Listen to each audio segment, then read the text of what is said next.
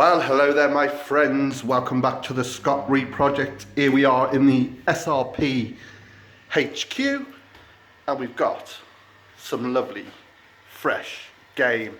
As you can see, a couple of brace of duck, beautiful, and it's safe to say a few brace of pheasant.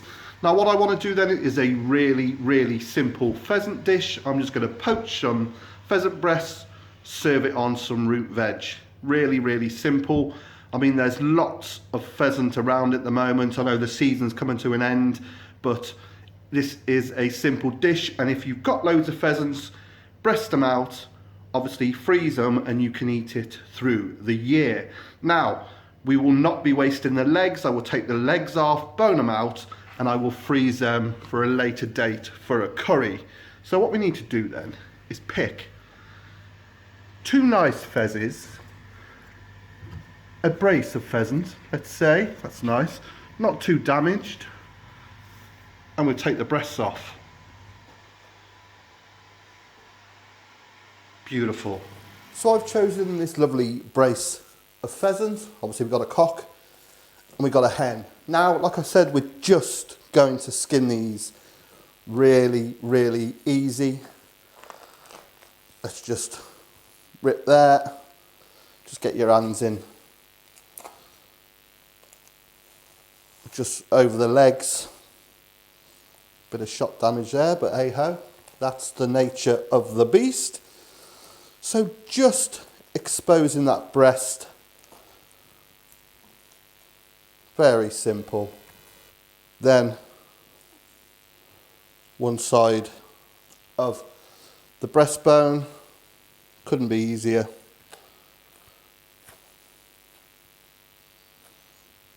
There you have it, 1, 2, and I'm also going to take the legs. Now, there's a lot of fuss over here, and rightly so, of a shoot that was shooting, obviously, their pheasants, and then digging a hole and just burying them, which is unforgivable. If you're going to shoot it, eat it. I mean, it's really done us no favours whatsoever. So, I'm not going to make that mistake. Never do. I'm going to take the legs as well. Like I said, we can bone these out. They'll make a great curry. Oh look, you can see the shot there. So that leg is a bit damaged. I can lift it up without it moving. Come on, you beauty. And if you can see there, can you see the shot?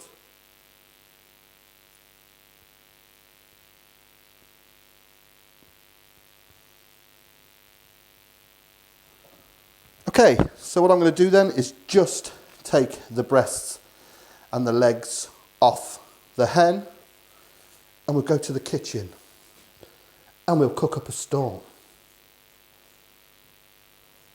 It's that easy. Okay then, this is going to be the quickest and easiest pheasant dish ever known to man.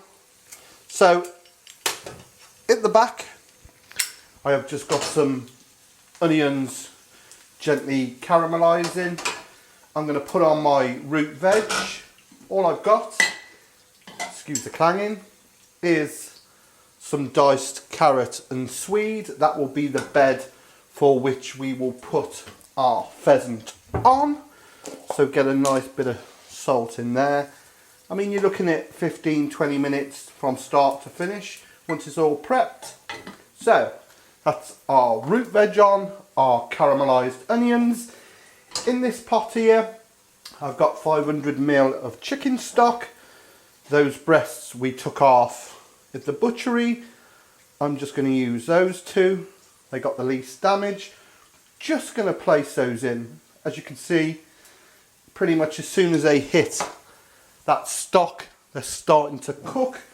So what I want to do is add a bit of cider just to cover it completely, and we'll reduce this down, and that will make our sauce. Basically poached pheasant breast, our root vegetables, caramelised onions, and we're going to make some game chips. Now game chips, a classic accompaniment to game. It's basically a chip or a crisp, but they're normally sliced a whole potato thin and fried, and we will do that. So, right, afterburners on. What we're going to do is just bring this gently up to the boil, and we're going to turn it down. We just want a very, very gentle simmer. The beauty of this method is, one, it's super quick, two, you're guaranteed tender pheasant. Bearing in mind that pheasant will turn from raw to cooked at 65°C, so if we can catch it about 65, 66, we got it perfect. So we'll bring that to the boil, simmer that, give the onions a shufty. By then, hopefully, yes, it's coming up to speed, and then we will serve it up. So I'm just going to sprinkle in a bit of dried thyme, bit of dried sage. As you can see, it's just starting to bubble around. So what I will do is I'm going to turn that right down now. I just want it basically just blipping away. That's a proper term, blipping away for about 8 or 10 minutes. And you can see that's what you want, you know, those herbs, if you can see through there, are just moving around freely. So my caramelised onions are nearly done. You can see the carrot and swede boiling away. My pheasant breasts, they've been in for 10 minutes. I'm looking for about 65, 67. So I can just give it a blast. Perfect. So what I'm going to do is I will take those out and just keep them warm, because what I want to do, I want to add a little bit of colour in the pan. Oh, can you see? Is there anybody out there? Oh. So my pheasant breasts are done. I'm still just waiting for the carrot and swede. What I'm going to do then is I've tipped a bit of this poaching liquor out, lid off, afterburners lit. We're going to reduce that till it becomes thick and enriched. Then what we're going to do is we're going to pan fry these lovely pheasant breasts, give them a bit of colour, the resting juices into the sauce. Then we would just quickly fry off those game chips, which are just fried potatoes, and then put it all together. It couldn't be easier.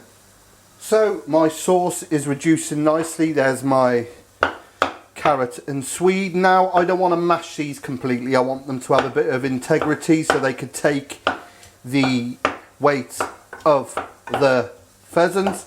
No expense spared on the masher. I can't find mine. So what I'm going to do is pretty much smash them up, add some butter, some salt and some pepper.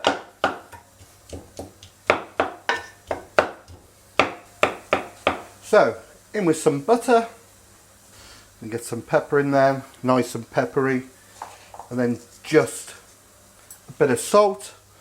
And as you can see, like I said, I don't want to smash the bejesus out of it. I just want the lovely pheasant to just sit on top. So we'll mix that up and I will put it in a bowl and keep it warm. Beautiful.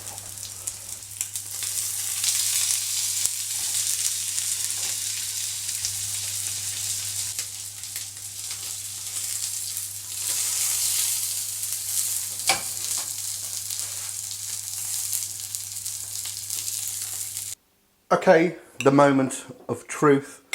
So we just get our bed of smashed root veggies in the middle, nice and peppery, and they are absolutely gorgeous. I love swede and carrot. Next, we have our wonderful poached pheasant breast. Get that on there like that. think we'll have another half. Just like that. And we'll have a ladle full of that reduced cider. Now you can thicken it with a little bit of gravy granules. There is nothing wrong with that whatsoever. We're just going to place on a few caramelized onions, just like that. And then some of those Game chips. Just give it a sprinkle of salt. And there you have it. Okay, so the light is playing havoc with the gravy. So I've left it so long taking photos. It's gone slightly cold, but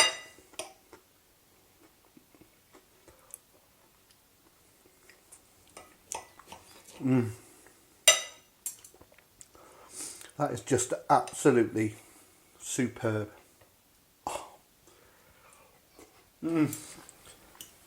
Bit of pheasant, bit of onion, bit of the root veg. Let me show you that pheasant breast if I can get it up to the camera. It's absolutely wonderful. Oh, just have a look at that. I'll tell you what, the caramelised onions and that is just to die for.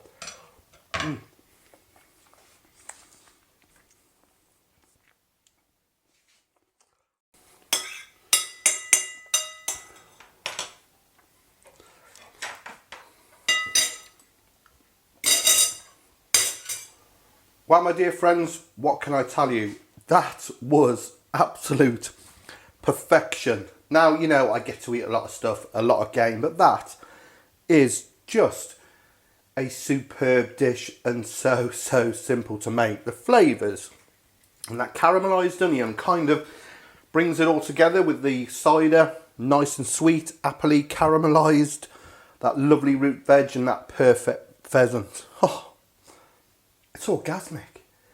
Anyway, if you've liked what you've seen here today on the SRP, please click subscribe when my face comes up down here somewhere. Also, check me on my social media, Facebook, 2 pages, Scott Rea and the Scott Rea Project. Also on my Twitter at the Scott Rea Project and on my Instagram at the Scott Rea Project. Oh, pardon me. And if you're feeling generous, please do check out my Patreon page. Oh my God, that was kind of like burp, kind of talking special. Where was I? Oh yes. So obviously pheasant season's coming to an end over here.